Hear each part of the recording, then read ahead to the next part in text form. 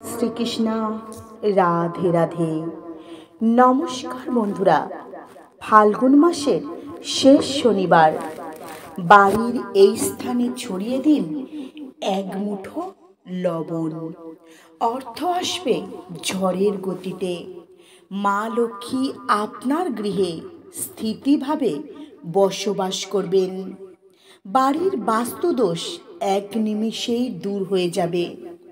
বন্ধুরা, আজকের এই ভিডিওতে আপনাদের সঙ্গে ভীষণই গুরুত্বপূর্ণ একটি বিষয় নিয়ে আলোচনা করব, আর সেটি হলো লবণ বা নুন, যেটা আমরা প্রত্যেক দিন রান্নার কাজে ব্যবহার করে থাকি রান্নার স্বাদ বাড়িয়ে তোলার জন্য।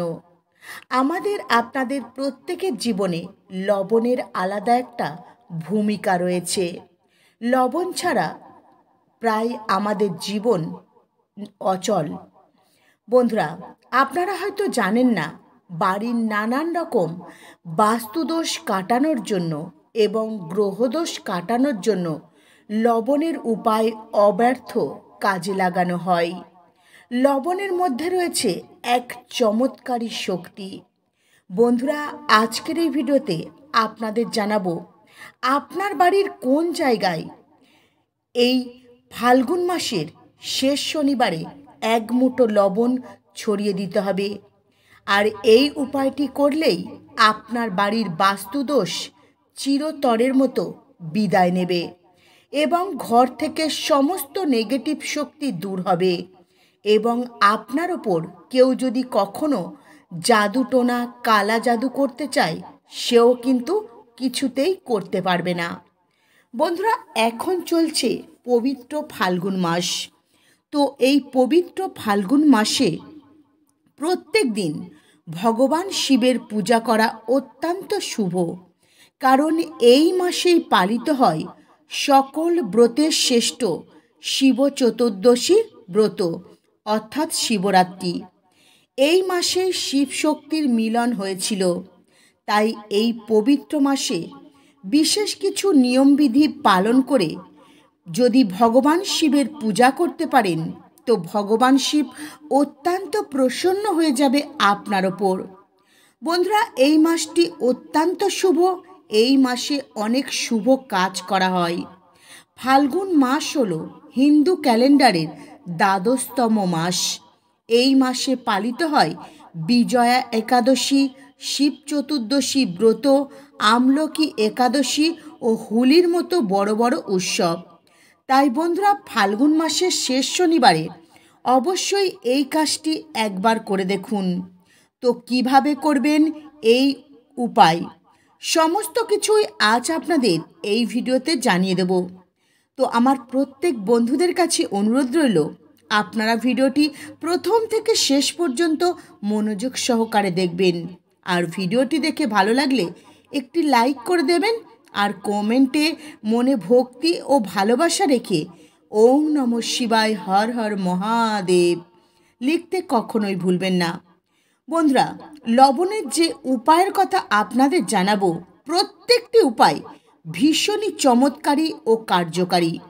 বন্ধুরা, আপনার ঘরে কি বাস্তু দোষ রয়েছে?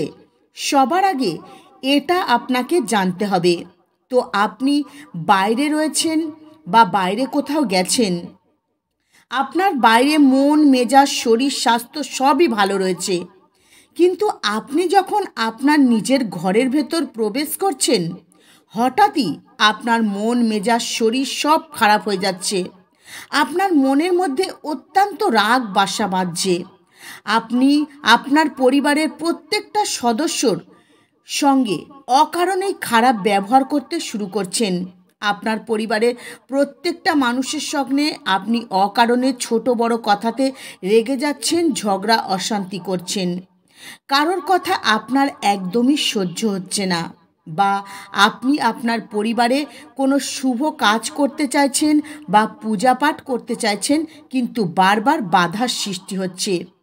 বন্ধুরা, এগুলো যদি আপনার সঙ্গে হয়, তাহলে বুঝবেন আপনার বাড়িতে অত্যাধিক মাত্রায় নেতিবাচক শক্তি রয়েছে, যার কারণে আপনার মন মেজাজ খারাপ হয়ে যাচ্ছে, আপনার রাগ বেড়ে যাচ্ছে, আপনার শরীর খারাপ হয়ে যাচ্ছে, শুভ কাজে বাধা আসছে, পূজা পাঠ করতে চাইছেন কিন্তু করতে পারছেন না, বাধা আসছে। তো সবার আগে যত তাড়াতাড়ি পারবেন আপনার বাড়ির বাস্তুটা ঠিক করুন। বন্ধুরা মনে রাখবেন, যে ঘরে বাস্তু দোষ থাকে সেই ঘরের আর্থিক উন্নতি কোনোভাবেই হয় না। সেই ঘরের প্রত্যেকটা মানুষ যে কাজে হাত দেবেন প্রত্যেকটা কাজে অসফল হবেন। প্রচুর প্রচুর পরিমাণে বাধা বিঘ্ন আসবে। ঘরের মধ্যে যে শুভ শক্তি রয়েছে সেটাকে কিন্তু বাড়তে দেবে না।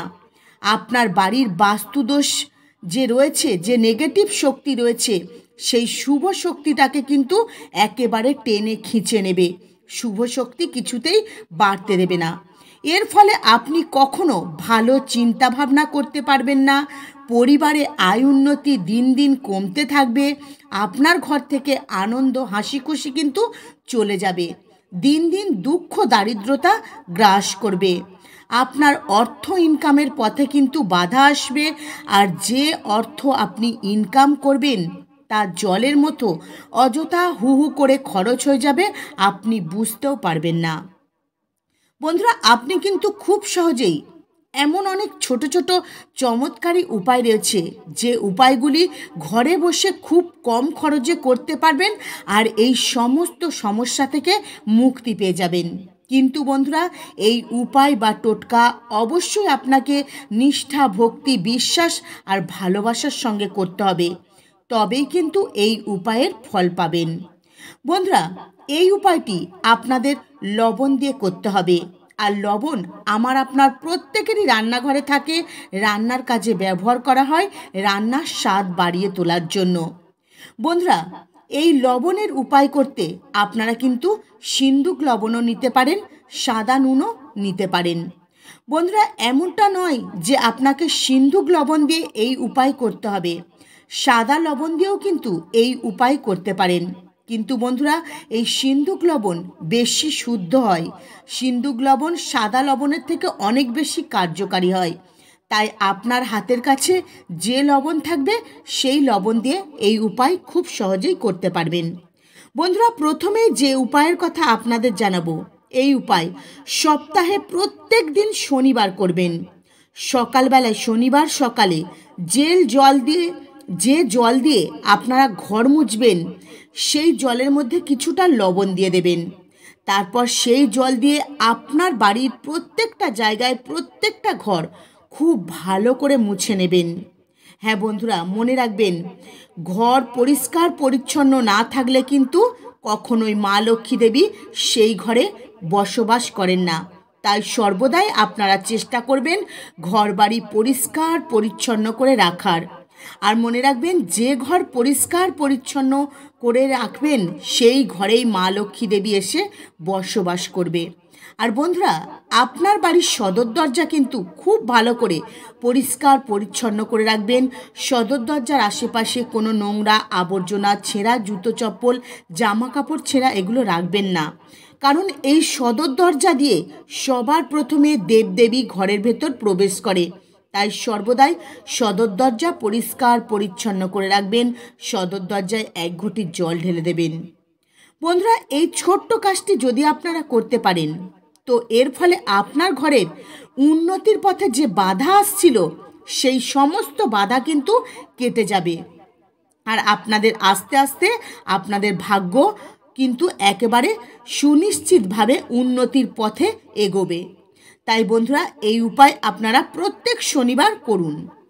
দ্বিতীয় যে চমৎকারী উপায়টি আপনারা করবেন সেই উপায়টি আপনাদের বাড়ির বাথরুমের ভেতরে কিন্তু আপনাদের করতে হবে। বন্ধুরা বাথরুম এমন একটা জায়গা যেখান থেকে সবচেয়ে বেশি নেতিবাচক শক্তির সঞ্চার ঘটে, অর্থাৎ অশুভ শক্তির সঞ্চার ঘটে। বন্ধুরা একটি ঘরের যে নেতিবাচক শক্তি বৃদ্ধি পায় সেটি কিন্তু বাড়ির বাথরুম থেকে সৃষ্টি হয়। তো এই নেতিবাচক শক্তিকে কিভাবে সমাপ্ত করা যায় তার জন্য আপনাকে কিন্তু 2টি কাজ করতে হবে। আর এই কাজ আপনাদের বাড়ির বাথরুমের ভেতর করতে হবে। এই কাজটি করলে কিন্তু বাথরুমের ভেতর থেকে যে নেতিবাচক শক্তির সৃষ্টি হয় সেটি কিন্তু একদম ধ্বংস হয়ে যাবে। তো সবার প্রথমে আপনারা একটি পরিষ্কার কাঁচের পাত্র নেবেন। সেক্ষেত্রে আপনারা একটি কাঁচের বোতল নিতে পারেন, বোতল বা শিশি নিতে পারেন।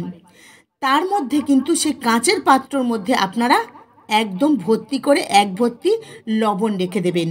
আর সেই কাঁচের পাত্রটি আপনার বাথরুমের এমন জায়গায় রাখবেন যাতে আপনার বাথরুমের ভেতরে যে মানুষ প্রবেশ করবে যেন দেখতে না পায়, আর সেই পাত্রের ওপর যেন হাত দিতে না পারে। তো সম্পূর্ণ গোপনে একটি কোণে আপনার বাথরুমে খুব যত্ন করে এই কাঁচের পাত্রটি রেখে দেবেন। আর 15 দিন অন্তর অন্তর এই কাঁচের পাত্রের লবণ কিন্তু আপনাকে পাল্টে দিতে হবে। অর্থাৎ কাঁচের পাত্রে যে পুরনো লবণ থাকবে সেটি ফেলে দেবেন আর নতুন করে আবার পাত্রের মধ্যে লবণ রেখে দেবেন। আর বন্ধুরা, পুরনো যে লবণ আপনারা বাইরে ফেলবেন সেটি কিন্তু ভুল করেও আপনার ঘরের ভেতরে বা আপনার বাড়ির বাইরে ফেলবেন না।